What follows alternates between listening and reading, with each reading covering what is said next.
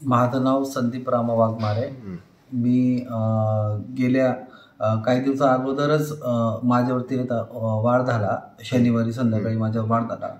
पण या अगोदर या लोकांनी आतिश जंगे, हर्षद त्रिभुवन, संदीप त्रिभुवन, क्रिश त्रिभुवन, सीमा त्रिभुवन यांनी वारंवार मला थांबवून मला जीव मारायच्या धमक्या दिल्या. आणि खूप वेळा तर त्यांनी डायरेक्ट पोलीस स्टेशनमध्ये पोलिसांसमोर पण मला धमक्या दिल्या की आम्ही याला जीवे मारून टाकू. मग त्यानंतर मी CP सरांकडे गेलो. CP सरांकडे अर्ज दिला, DSP सरांकडे अर्ज दिला. अर्ज दिल्यानंतर पण पोलीसवाले बोलले की तो काय आम्हाला सापडत नाही, तो तडीपार होता आणि तो काय आम्हाला सापडतच नाही.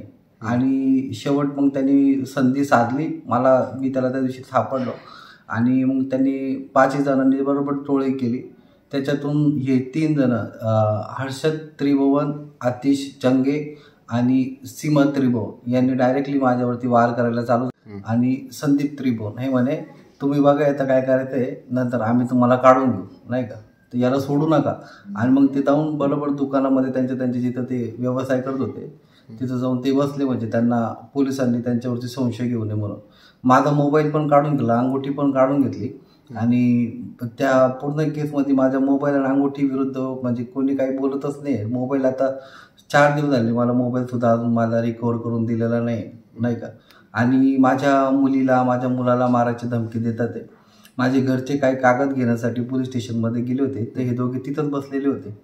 तर माझ्या कोणत्या पोलीस स्टेशनला गेले? देवळाली कॅम्प पोलीस स्टेशनला गेले. दाखल केले तुम्ही? तक्रार केली? हो, तिथे तक्रार केलेली होती. तर या दोघांना जमा केलेलं होतं, हर्षद त्रिभुवन आणि आतिश जंगेला. माझी मम्मी तिथे गेली तर PSI समोर माझ्या मम्मीवरती ते धावले म्हणे तुझ्या पोरांनाही मारून टाकू आणि तुझ्या नातलगांनाही मारून टाकू आणि तुझे लहान जे नातू आहेत त्यांनाही मारून. ते माझ्या मुलीच्या शाळेमध्ये गेले. तिथून म्हणे तुझ्या आईने तुला बोलवलं आणि ती बोलली की मी टीचरला कंप्लेंट करते. जशी ती बोलली की लगेच ते तिथून पळून गेले.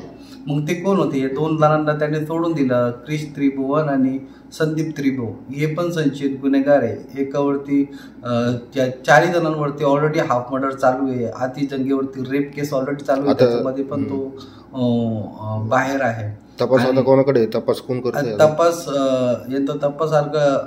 हे काय नाव त्यांचं, डुकरे साहेब आहे, त्यांच्याकडे आहे. पण अजूनही जे बाकीचे लोक जे आहेत, आता काल पण CP सरांकडे माझे सर्व लोक गेले होते, तर ते बोलले होते की बाकीच्या 2 जणांना पण अटक करा. पण त्या 2 जणांना काय अटक झाली नाही. आणि शाळेमध्ये कोण गेलं होतं माझ्या मुलीला हे करायला, त्याचा देखील तपास झाला नाही का. तर मला योग्य तो न्याय मिळवून द्यावा हीच माझी मागणी. अजून मला काही पाहिजे नाही, फक्त मला न्याय मिळावा.